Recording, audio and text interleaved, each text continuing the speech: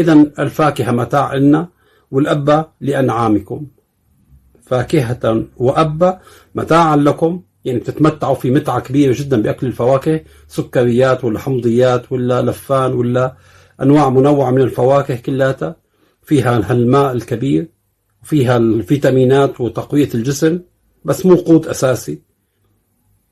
وأما الأبة مثل ما حكينا الأعشاب هي بتتمتع فيها، تلاقي الدابة بتاكل الحبوب مثل الشعير أو مثل الفصة أو مثل يعني خضروات ولا غيرها، الأعشاب هي أو الأعشاب البرية، فتتمتع بها طول النهار عم تحش وطول الليل عم تشتر، فهي مبسوطة بسط كبير جدا، هيك حاطط فيها ربنا السعادة متاعا لكم ولأنعامكم. وبالنهاية